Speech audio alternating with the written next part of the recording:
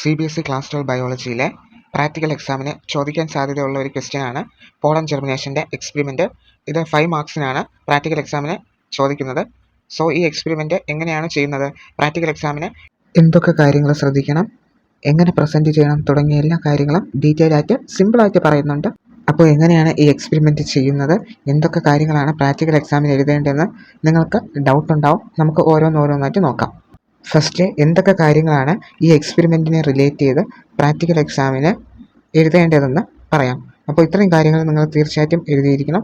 First one, നിങ്ങൾ aim, എന്തിനെ പറ്റിയാണോ ആ ഒരു പർട്ടിക്കുലർ എക്സ്പെരിമെൻറ്റ് ചെയ്യുന്നത് അതായിരിക്കും അതിൻ്റെ എയിം എന്ന് പറയുന്നത്. ഇപ്പോൾ പോളൻ ജെർമിനേഷൻ ആണെങ്കിൽ പോളൻ ജെർമിനേഷനാണ് ആ ക്വസ്റ്റ്യൻ തന്നെയാണ് അതിൻ്റെ എയിമായിട്ട് വരുന്നത്. അത് കഴിഞ്ഞ് നിങ്ങൾ എഴുതേണ്ടത് മെറ്റീരിയൽസ് റിക്വയർഡ് ആണ്. നിങ്ങൾ എന്തൊക്കെ മെറ്റീരിയൽസാണ് ആ ഒരു എക്സ്പെരിമെൻറ്റ് ചെയ്യാൻ യൂസ് ചെയ്യുന്നത് അത് നിങ്ങൾ എഴുതണം. ദെൻ അടുത്ത് എഴുതേണ്ടത് ആ ഒരു എക്സ്പെരിമെൻറ്റിൻ്റെ പ്രൊസീജിയർ, നമ്മൾ എന്തൊക്കെ കാര്യങ്ങളാണ് ആ ഒരു എക്സ്പെരിമെൻറ്റിൽ ചെയ്യുന്നതെന്ന് ഈ ഒരു പ്രൊസീജിയറിൽ എഴുതണം.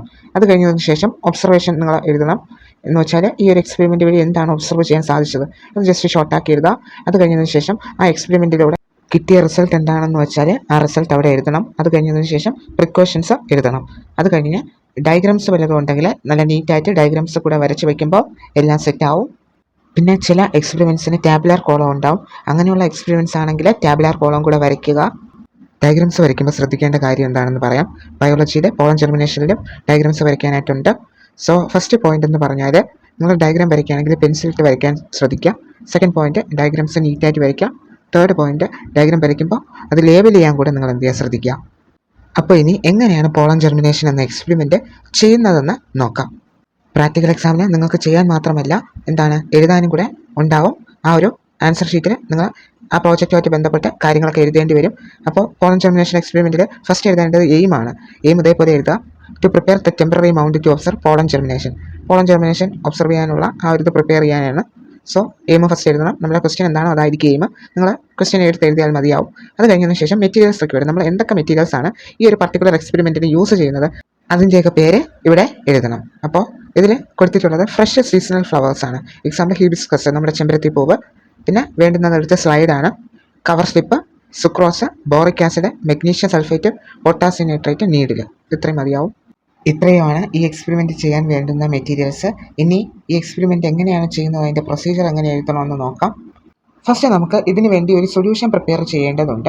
സൊല്യൂഷൻ പ്രിപ്പയർ ചെയ്യാനായിട്ട് 90 ml ഡിസ്റ്റിൽഡ് വാട്ടറിലോട്ട് 10 gram sucrose, 10 gram boric acid, 30 mg magnesium sulphate, 20 mg potassium nitrate ചേർത്തുകൊണ്ട് ഒരു സൊല്യൂഷൻ നമുക്ക് ഫസ്റ്റ് എന്ത് ചെയ്യണം, ഉണ്ടാക്കണം. ഒരു ന്യൂട്രിയൻറ്റ് സൊല്യൂഷൻ ഫസ്റ്റ് എന്ത് ചെയ്യുക, പ്രിപ്പയർ ചെയ്ത് വയ്ക്കുക. അടുത്ത് നിങ്ങൾ ചെയ്യേണ്ടത് ഒരു ഗ്ലാസ് സ്ലൈഡ് എടുക്കുക. എന്നിട്ട് നിങ്ങൾക്ക് ഏത് ഫ്ലവറാണോ ഈ ഒരു എക്സ്പെരിമെൻറ്റിന് കിട്ടുന്നത്, ചിലപ്പോൾ മിക്കവാറും എല്ലാ സ്കൂളുകളിലും ഹിബിസ്കസ്, ചെമ്പരത്തി പൂവ് തന്നെ ആയിരിക്കും ഇതിന് കൊടുക്കുന്നത്. എന്നിട്ട് നിങ്ങൾ ചെയ്യേണ്ടത് ഒരു ഗ്ലാസ് സ്ലൈഡ് എടുക്കുക. ആ ഗ്ലാസ് സ്ലൈഡ് എടുത്തതിന് ശേഷം നിങ്ങൾക്ക് കിട്ടുന്ന ഏത് ഫ്ലവറാണോ ആ ഫ്ലവറിൻ്റെ പോളൻ ഗ്രെയിൻസിനെ ഈ ഗ്ലാസ് സ്ലൈഡിലോട്ട് നല്ല കെയർഫുള്ളായിട്ട് തന്നെ ഡസ്റ്റ് ചെയ്ത് കൊടുക്കുക. ഡസ്റ്റ് ചെയ്ത് കൊടുക്കാനായിട്ട് നിങ്ങൾക്ക് നീഡിൽ ഉപയോഗിക്കാവുന്നതാണ്. നീഡിലിൻ്റെ ബാക്ക് സൈഡ് യൂസ് ചെയ്ത് ആ ഒരു പർട്ടിക്കുലർ ഫ്ലവറിൽ പതുക്കെ ഒന്ന് തട്ടി കൊടുക്കുകയാണെങ്കിൽ പോളൻ ഗ്രെയിൻസ് ആ ഗ്ലാസ് സ്ലൈഡിൽ തന്നെ വീഴും, കൃത്യമായിട്ട് തന്നെ വീഴും. എന്നിട്ട് പോളൻ ഗ്രെയിൻസ് ഡസ്റ്റ് ചെയ്ത ആ ഒരു സൈഡിൽ നേരത്തെ പ്രിപ്പയർ ചെയ്ത് വെച്ച ആ ഒരു ന്യൂട്രിയൻ്റ് സൊല്യൂഷൻ കുറച്ചെടുത്ത് ഇതിൽ ആഡ് ചെയ്ത് കൊടുക്കുക. എന്നിട്ട് കവർ സ്ലിപ്പ് വെച്ച് ആ ഒരു സ്ലൈഡിനെ കവർ ചെയ്യുക. എന്നിട്ട് കുറച്ച് നേരം വെയിറ്റ് ചെയ്യുക, കുറച്ച് മിനിറ്റ്സ് വെയിറ്റ് ചെയ്യുക. ഒരു 5-10 മിനിറ്റ് വെയിറ്റ് ചെയ്യുക. വെയിറ്റ് ചെയ്യുന്നത് എന്തിനാണെന്ന് വെച്ചാൽ ഈ പോളൻ ഗ്രെയിൻസിനെ ജെർമിനേറ്റ് ചെയ്യാനായിട്ട് നമ്മൾ കുറച്ച് ടൈം കൊടുക്കണം. അതിന് വേണ്ടിയാണ് വെയിറ്റ് ചെയ്യണമെന്ന് പറഞ്ഞത്. ഒരു 10 to 15 മിനിറ്റ്സ് അങ്ങനെ വച്ചിരുന്നതിന് ശേഷം അനക്കാതെ വെച്ചിരിക്കണം സ്ലൈഡിനെ. 10 മുതൽ 15 മിനിറ്റ് വരെ അനക്കാതെ വച്ചിരുന്നിട്ട് എന്ത് ചെയ്യണം, നമ്മൾ മൈക്രോസ്കോപ്പിൽ കൊണ്ടുവച്ച് അതിനെ ഒബ്സർവ് ചെയ്ത് നോക്കുക. ഈ പറഞ്ഞ കാര്യങ്ങളൊക്കെ നിങ്ങൾ പോയിൻ്റ് ബൈ പോയിൻ്റ് ആയിട്ട് ജസ്റ്റ് ഒന്ന് എക്സ്പ്ലെയിൻ ചെയ്ത് കൊടുത്താൽ മതിയാവും. പറഞ്ഞ കാര്യങ്ങളാണ് ഇവിടെ പ്രൊസീജിയറായിട്ട് ഓരോ പോയിൻ്റ് ബൈ പോയിൻ്റ് ആയിട്ട് കൊടുത്തിരിക്കുന്നത്. നിങ്ങൾ ഈ ഒരു എക്സ്പെരിമെൻറ്റ് പ്രാക്ടിക്കലിന് എഴുതുന്ന സമയത്ത് ഓരോ പോയിൻ്റ് ബൈ പോയിൻ്റ് ആയിട്ട് എഴുതാനായിട്ട് ശ്രദ്ധിക്കുക. പ്രൊസീജിയർ എഴുതി കഴിയുന്നതിന് ശേഷം നമ്മൾ എഴുതേണ്ടത് ഒബ്സർവേഷനാണ്. നമ്മൾ മൈക്രോസ്കോപ്പിൽ വെച്ച് നോക്കുമ്പോൾ എന്താണ് കണ്ടതെന്നാണ് ഈ ഒരു ഒബ്സർവേഷനിൽ പറയുന്നത്. അപ്പോൾ നമുക്ക് മൈക്രോസ്കോപ്പിൽ വയ്ക്കുന്ന സമയത്ത് ഈ പോളൻ ഗ്രെയിൻസ് ഒക്കെ ജെർമിനേറ്റ് ആവുന്നത് കാണാനായിട്ട് സാധിക്കും. ട്യൂബ് സെല്ല് വലുതാവുകയും പിന്നെ എക്സൈനിൻ്റെ ഒരു ജംപോറിൽ കൂടെ അത് വളർന്നിങ്ങനെ പുറത്തോട്ട് പോവുകയും ചെയ്യും. ജനറേറ്റീവ് സെല്ലിൽ നിന്ന് ഫോം ചെയ്ത 2 മെയിൽ ഗാമേറ്റ്സിനെ ഫോളോ ചെയ്തുകൊണ്ട് ഈ പറയുന്ന ട്യൂബ് ന്യൂക്ലിയസ് ടിപ്പിൽ വന്ന് നിൽക്കും. അപ്പോൾ ഇത്രയും കാര്യങ്ങളാണ് ഒബ്സർവേഷനിലൂടെ കാണാനായിട്ട് സാധിക്കുന്നത്. അപ്പോൾ ഈ കാര്യങ്ങളെല്ലാം പോയിന്റ് ബൈ പോയിന്റ് ആയിട്ട് എഴുതിയാൽ മതിയാവും. ഇവിടെ കൊടുത്തിട്ടുണ്ട്. വേണമെങ്കിൽ നിങ്ങൾക്ക് എന്താണ് ഇതേപോലെ തന്നെ എഴുതാവുന്നതാണ്, അല്ലെങ്കിൽ നിങ്ങൾക്ക് എന്താണ് ഇഷ്ടമുള്ള രീതിയിൽ എഴുതാവുന്നതാണ്. പക്ഷേ കറക്റ്റ് കാര്യങ്ങളൊക്കെ ഉണ്ടായിരിക്കണം.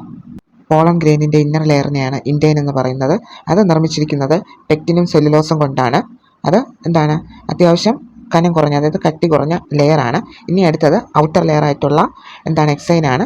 അതാണ് ഏറ്റവും ഹാർഡസ്റ്റ് ആയിട്ടുള്ള ലെയർ എന്ന് പറയുന്നത്.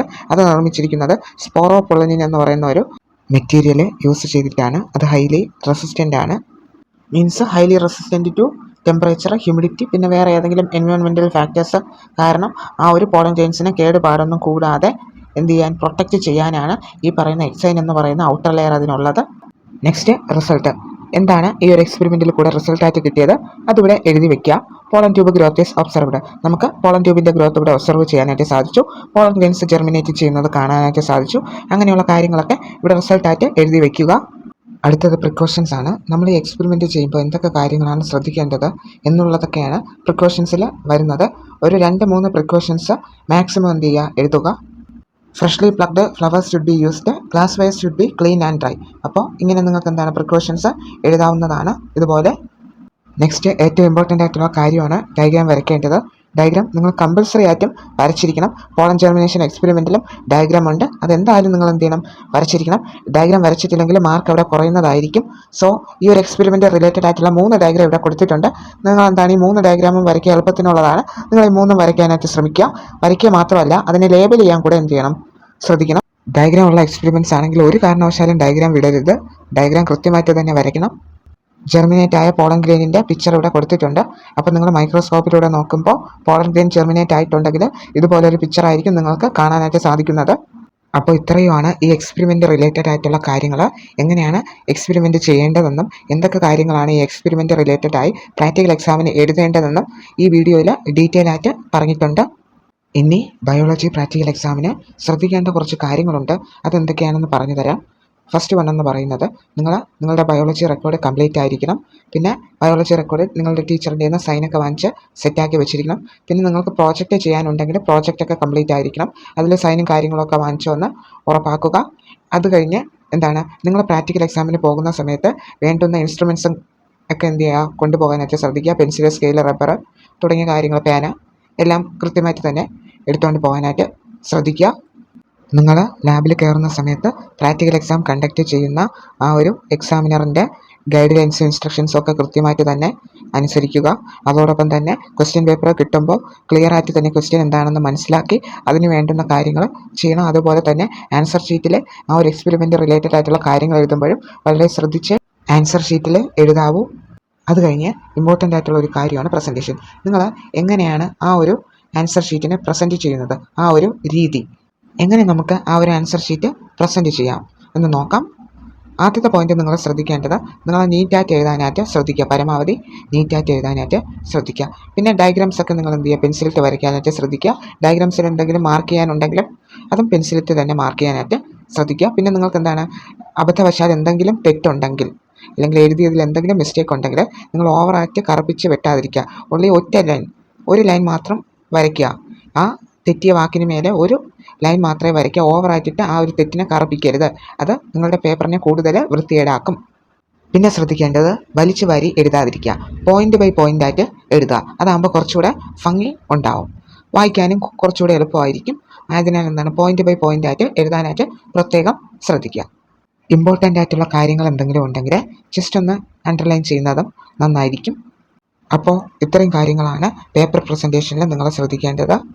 ഇനി വൈവ ക്വസ്റ്റ്യൻസിൻ്റെ കാര്യം. വൈവ ക്വസ്റ്റ്യൻസ് ഒന്നുകിൽ എന്താണ് ചിലപ്പോൾ നിങ്ങളുടെ പ്രോജക്റ്റിൽ നിന്നാവാൻ സാധ്യതയുണ്ട്, അല്ലെങ്കിൽ എന്താണ് +2 ബയോളജിയിലെ ആ ഒരു പർട്ടിക്കുലർ ടോപ്പിക്കിൽ നിന്നും എന്തായിരിക്കും വൈവ ക്വസ്റ്റ്യൻസ് ചോദിക്കാനായിട്ട് സാധ്യതയുണ്ട്. സിമ്പിളായിട്ടുള്ള വൈവ ക്വസ്റ്റ്യൻസ് ആയിരിക്കും ചോദിക്കുന്നത്.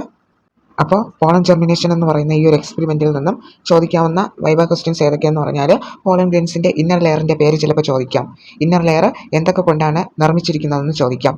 ഔട്ടർ ലെയറിൻ്റെ പേര്, ഔട്ടർ ലെയർ എന്തൊക്കെ കൊണ്ടാണ് ഉണ്ടാക്കിയിരിക്കുന്നതെന്ന് ചോദിക്കാം. ഔട്ടർ ലെയറിൻ്റെ പ്രത്യേകതയായിരിക്കാം ചിലപ്പോൾ ചോദിക്കുന്നത്. അപ്പോൾ എന്താണ് അങ്ങനെയുള്ള കാര്യങ്ങളൊക്കെ ഉണ്ട്. അങ്ങനെയുള്ള കാര്യങ്ങളൊക്കെ നിങ്ങൾ എന്ത് ചെയ്യുക, കൃത്യമായിട്ട് തന്നെ പഠിച്ചു വെച്ചിരിക്കുക. പോളൻ ജെർമിനേഷൻ മാത്രമല്ല എക്സ്പെരിമെൻ്റ് ആയിട്ട് വരുന്നത്, ഐസൊലേഷൻ ഓഫ് DNA ചോദിക്കാൻ സാധ്യതയുണ്ട്. അതുപോലെ തന്നെ ഓണിയൻ റൂട്ട് ടിപ്പിൻ്റെ സെക്ഷൻ എടുക്കേണ്ട ആ ഒരു ക്വസ്റ്റ്യൻ മൈറ്റോസിസ് കാണിക്കേണ്ടത്. അത് കഴിഞ്ഞ് population density, population frequency quadrant method ഉപയോഗിച്ച് കണ്ടുപിടിക്കേണ്ട അത് ചോദിക്കാം. പിന്നെ സ്പോട്ടിങ്, അതായത് ഐഡൻറ്റിഫിക്കേഷൻ ടെസ്റ്റാണ്, അത് ഉണ്ടായിരിക്കുന്നതാണ്.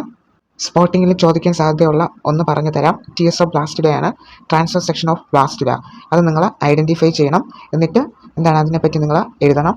അതിൻ്റെ ഡയഗ്രാം കൂടെ നിങ്ങൾ വരയ്ക്കേണ്ടി വരും. നിങ്ങളുടെ സ്കൂളിൽ ഏതൊക്കെ എക്സ്പെരിമെൻറ്റ്സ് ആണ് പഠിപ്പിച്ചത്, ആ പഠിപ്പിച്ച അത്ര എക്സ്പെരിമെൻറ്റ്സ് പഠിച്ചു വെച്ചിരിക്കുക. നിങ്ങൾ കോൺഫിഡൻ്റ് ആയിട്ടിരിക്കുക, പേടിയൊന്നും വേണ്ട. നിങ്ങൾ വിചാരിക്കുന്നതിനേക്കാൾ ഈസി ആയിരിക്കും നിങ്ങളുടെ ബയോളജി പ്രാക്ടിക്കൽ എക്സാം.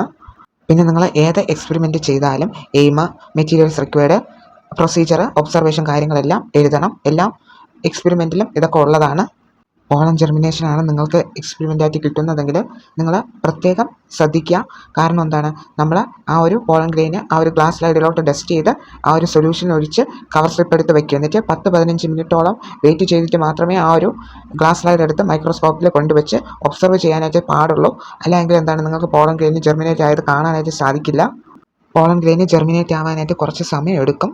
അതുകൊണ്ട് നിങ്ങൾ ആ കാര്യം ഓർക്കുക. വൈവ ക്വസ്റ്റ്യൻസ് ചോദിക്കുകയാണെങ്കിൽ നല്ല കോൺഫിഡൻ്റ് ആയിട്ട് തന്നെ ആൻസർ പറയാനായിട്ട് ശ്രദ്ധിക്കുക.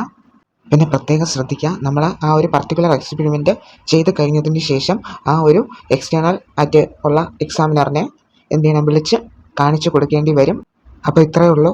എല്ലാവരും പ്രാക്ടിക്കൽ എക്സാംസൊക്കെ നന്നായിട്ട് തന്നെ അറ്റൻഡ് ചെയ്യുക. എല്ലാവർക്കും ഓൾ ദ വെരി ബെസ്റ്റ്. ഇത് കഴിഞ്ഞ് ബോർഡ് എക്സാംസ് ആണ് വരാനായിട്ട് പോകുന്നത്. ബയോളജി പ്രാക്ടിക്കൽ എക്സാം 30 മാർക്കിനാണ്, നിങ്ങൾക്ക് എല്ലാവർക്കും അറിയാം.